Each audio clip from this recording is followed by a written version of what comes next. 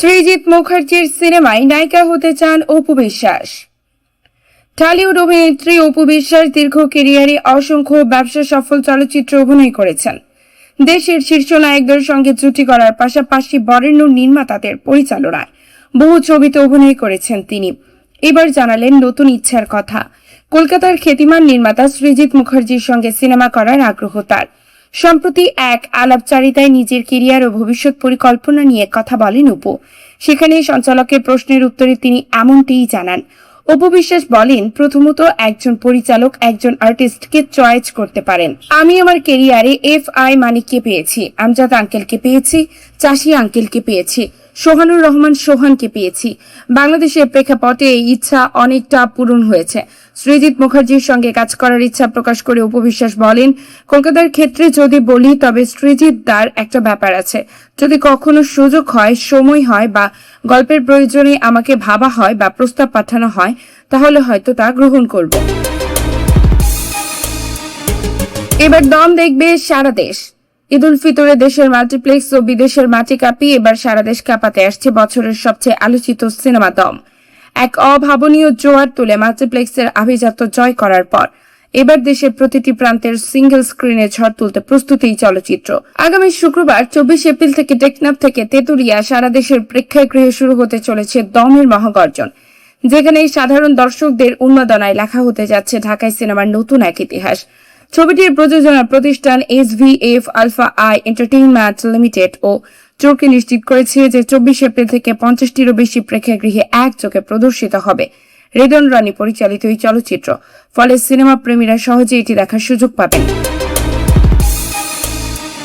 জানা যায়, প্রযোজনা প্রতিষ্ঠানের প্রথম দিকে সুদূর প্রসারী পরিকল্পনা ছিল, যে কারণেই ঈদ উল ফিতরে মুক্তির অনেকদিন পর এসে দম মুক্তি পাচ্ছে সিঙ্গেল স্ক্রিনে। SVF আলফা আই এন্টারটেইনমেন্টের ম্যানেজিং ডিরেক্টর শাহরিয়ার শাকিল আগেই জানিয়েছিলেন, পাইরেসির ঝুঁকি এড়াতেই প্রথম দিকে সিনেমাটি শুধু মাল্টিপ্লেক্সে মুক্তি দেওয়া হয়। এবার সিনেমা প্রেমীদের সেই অপেক্ষার অবসান ঘটতে চলেছে। শাহরিয়ার শাকিল বলেন, অভিনেতা আফরান নিশোর ভক্তরা এবং সাধারণ দর্শকরা যারা এতদিন সিনেমাটি দেখার অপেক্ষায় ছিলেন, তারা এবার নিরাশ হবেন না। আন্তর্জাতিক মানের দৃশ্যায়ন এবং সত্য ঘটনা অবলম্বনে নির্মিত এই মৌলিক গল্পটি দেশের দর্শকদের জন্য এক সম্পূর্ণ নতুন অভিজ্ঞতা হতে যাচ্ছে।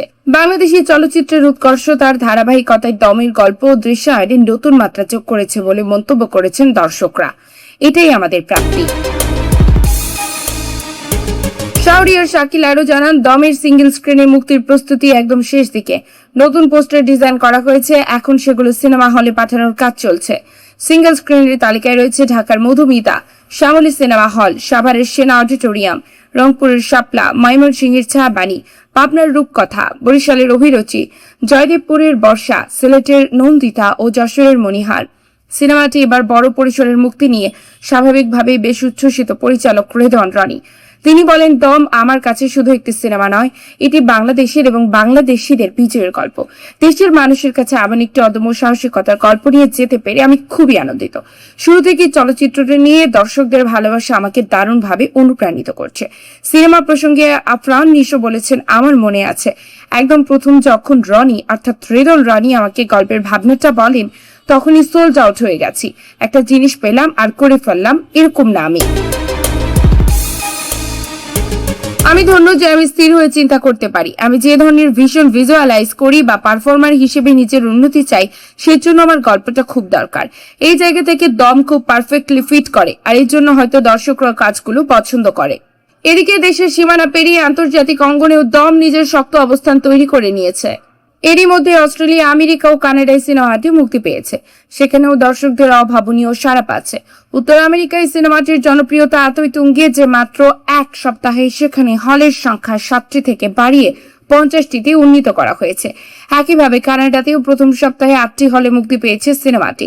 প্রযোজনা সংশ্লিষ্টরা জানান, বিভিন্ন দেশের প্রবাসীরা অপেক্ষা করছেন দমের জন্য। একে একে বিভিন্ন দেশের সিনেমাটির মুক্তি দেওয়া হবে বলে জানিয়েছেন প্রযোজনা প্রতিষ্ঠান। দমে আফরান নিশো ছাড়া অভিনয় করেছেন পূজা চেরি, চঞ্চল চৌধুরী, আবুল হায়াত, ডলি জোহর ও জাহিদ হাসান।